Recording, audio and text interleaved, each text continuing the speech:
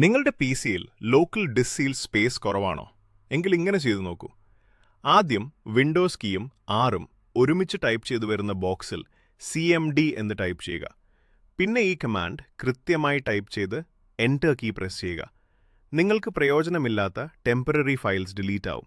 നിങ്ങൾക്ക് കൂടുതൽ സ്പേസും പെർഫോമൻസും ഇതുവഴി കൂട്ടും. ശ്രമിച്ചു നോക്കൂ.